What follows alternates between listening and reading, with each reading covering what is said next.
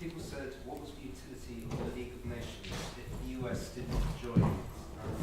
So what was the utility of international law in The Hague if the U.S. would be reluctant at times to subject itself to it? Yeah, did you say the League of Nations? Yes. Just let me hear that one more time.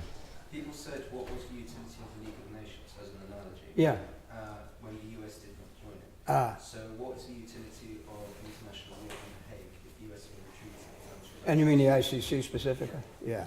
Well, first of all, you will find in my particular background that I always advocated for UN conventions, for alliances, and for partnerships. And so, but I did that because I have a sense of history that says that after World War II, the United States charted its path into the future through allies and partners. You know, whether it was we have 53 allies and partners, far, far more than anyone else in the world, probably by a magnitude of 52. So I believe that we should be actively involved in international, multinational organizations like the United Nations. I'm going to come back to that in a second. The ICC is a little different. And I say that because the International Criminal Court has had a history of, are you a student of it? Somewhat? It's had a history of politicization and corruption, actually.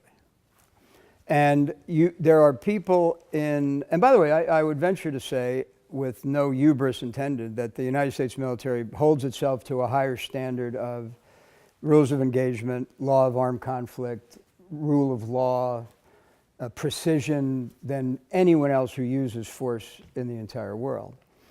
There have been people in our Congress, and at some point these agreements have to pass through the Congress of the United States, who don't want to give up the sovereignty that comes with being subjected, to have U.S. soldiers subjected to the International Criminal Court. In this case, I agree with them, mostly because of the way the ICC has behaved itself, frankly. But things like UN Convention on Law of the Sea, which we're not a party to, but I argued we should be.